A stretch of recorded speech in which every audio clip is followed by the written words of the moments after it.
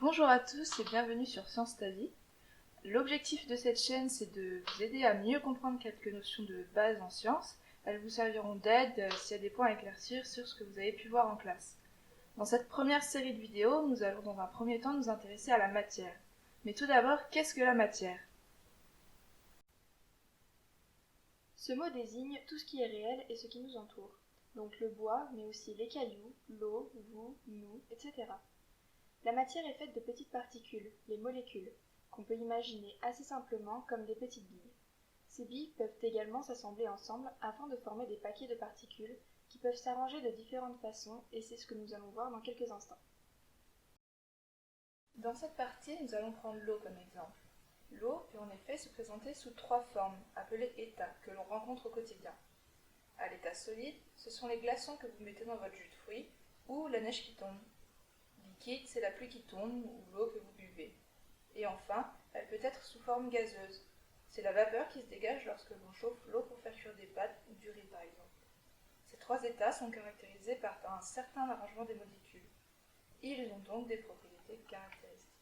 Pour comprendre la suite, il faut connaître ce qu'est un volume. C'est simplement la place qu'occupe la matière dans l'espace. Cela ne dépend pas de la forme de la matière. L'état solide est un état de la matière caractérisé par l'absence de liberté entre des particules. Le solide a une forme propre et également un volume propre. Si vous ne voyez pas tout de suite ce que cela veut dire, pas de panique, vous le comprendrez par comparaison aux autres états. La phase liquide est un autre état de la matière. Les particules sont faiblement liées, ce qui rend les liquides parfaitement déformables, au contraire de l'état solide. Une substance liquide se caractérise par un volume propre. Un liquide transvasé d'un récipient à un autre conserve le même volume. Par contre, un liquide ne possède pas de forme propre. Sa forme s'adapte à celle du récipient qui le contient. Enfin, le gaz est le troisième état. Les particules sont dispersées dans tout le volume disponible. Dans l'état gazeux, la matière n'a pas de forme propre ni de volume propre. Un gaz tend à occuper tout le volume disponible. On peut prendre l'exemple du parfum qui se disperse dans l'air, mais aussi de la fumée au-dessus d'un feu. Regardons maintenant comment nous passons d'un de ces trois états à l'autre. C'est ce que l'on appelle le changement d'état. Par exemple, on peut transformer de l'eau en vapeur en chauffant l'eau dans une casserole pour faire cuire des pâtes. Ce changement s'appelle la vaporisation, car on forme de la vapeur d'eau. On peut aussi prendre l'exemple d'un glaçon que l'on place dans un verre d'eau. Il se transforme à son tour en eau, c'est la fusion, le glaçon fond. Ainsi, on peut voir que plusieurs types de changements d'état existent. On vient de voir celui du liquide au gaz et celui de solide à liquide. Mais en réalité, il est possible de faire des changements entre toutes les phases, et ceci se voit dans la vie quotidienne.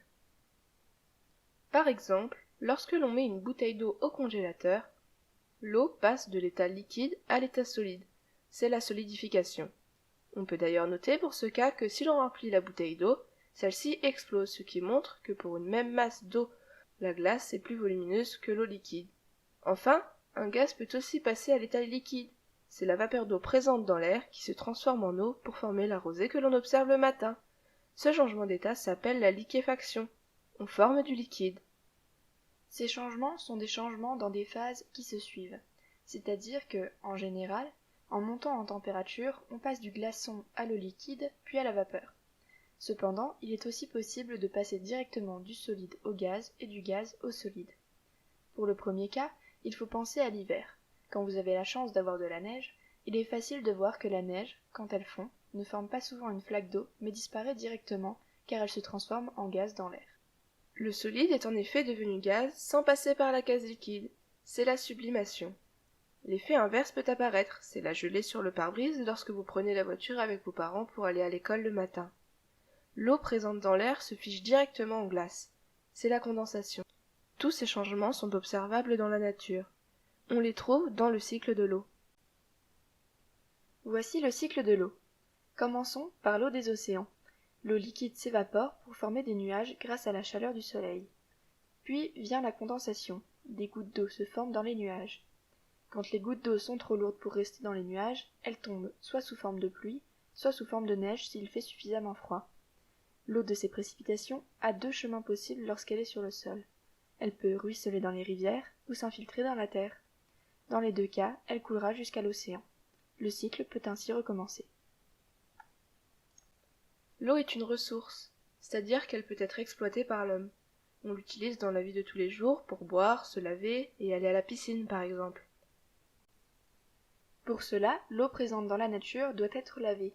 Elle traverse une station de nettoyage appelée station d'épuration. Pour résumer, il existe 3 états à la matière: solide, liquide et gazeux. On peut passer d'un état à l'autre en changeant de température. C'est ce que l'on appelle un changement d'état. Ces changements d'état sont observables dans la nature, comme dans le cycle de l'eau par exemple. Merci de nous avoir écoutés. On se retrouve dans une prochaine vidéo pour parler de l'air et de ses pollutions, et en attendant, Science ta vie!